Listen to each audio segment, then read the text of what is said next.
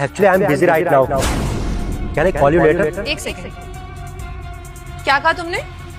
I'm busy right now. Can I call you later? पर तुमने ये सब कुछ इंग्लिश में कैसे कहा? Actually, ma'am, I'm educated. That's why.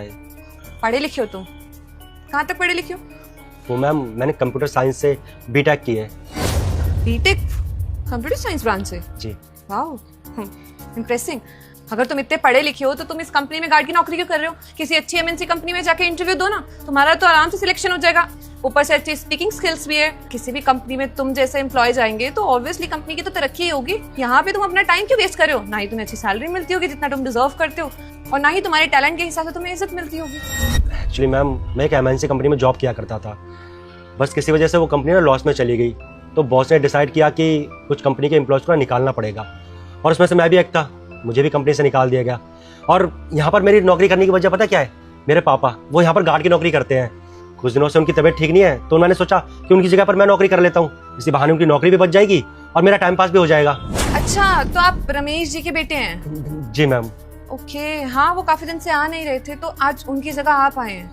हाँ मैम, उनकी बहुत ज़्यादा तबीयत खराब है, काम करने की हालत ही नहीं है। वो तो मैं घर बैठा हुआ था, तो मैंने पापा से कहा कि पापा आपकी जगह मैं चला जाता हूँ। मेरे पापा ने मुझसे मना भी किया। वो मुझसे कहने लगे कि मेरे जैसा पढ़ा लिखा लड़का ऐसे गार्ड की नौकरी करेगा तो मेरी क्या इज्जत रह जाएगी। तो मैंने उनको समझाया कि देखिए पापा, कोई भी काम छोटा बड़ा नहीं होता है, और आपने पूरी जिंदगी एक गार्ड की नौकरी करके ही मुझे पढ़ा लिखा कर मेरे पैरों पे खड़ा किया है, तब जाके इतनी बड़ी कंपनी में नौकरी करता हूँ। तो काम करने में कैसी शर्म, बस उठाया बैग और चलाया नौकरी पर।